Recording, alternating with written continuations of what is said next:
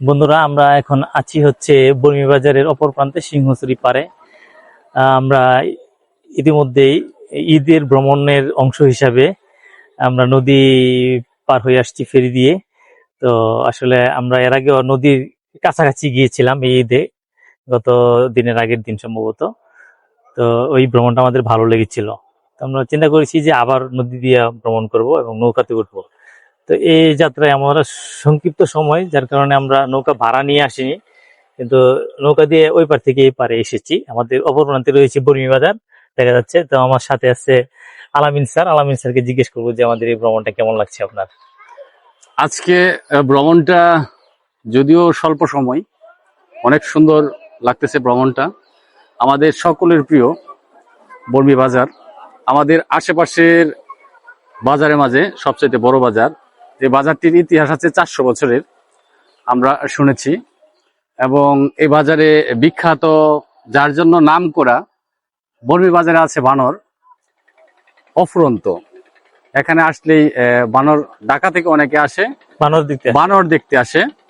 আবার এই শীতলক্ষার নদীর ধারে আসলে যত গরমই থাকুক, যে শীতলতা, এই শীতল হাওয়াটা এখানে পাওয়া যায়।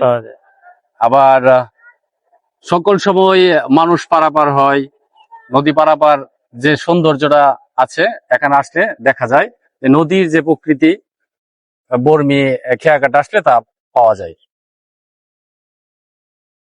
তো আর এই যে আমরা নদী দিয়ে আসলাম, এটা কেমন লাগছে? আর কতদিন পরে নদীতে নৌকাতে ওঠা হয়েছে? আমার মনে হয় যে এই ঘাটে আমি আগে আরো 2 থেকে 3 বছর আগে এই ঘাটে মোটর সাইকেল দিয়ে এই পার থেকে ওই পারে যেতাম, যখন পার্শ্ববর্তী আর একটা ব্রিজ হয়ে গেছে। ওই ব্রিজের জন্য এখন আর এইখান দিয়া বা এই ঘাট দিয়া পারাপার মোটর সাইকেল, তাই এখান দিয়ে আর পার হইতেছি না। অনেকদিন পর নৌকাতে ওঠার অনুভূতিটা কেমন? অনেক ভালো লাগছে।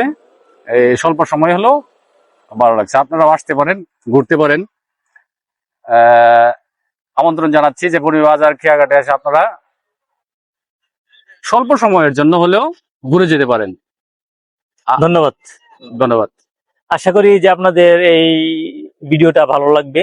আর যারা আপনারা ভ্রমণ পিপাসু এবং নদীর কাছাকাছি যেতে, নদীর সান্নিধ্যে যেতে স্বাচ্ছন্দ্য বোধ করেন, পছন্দ করেন, তারা অবশ্যই এখানে আসবেন, নৌকা দিয়ে ভ্রমণ করবেন। এখান দিয়ে অনেক ধরনের নৌকা যাচ্ছে, আসতেছে।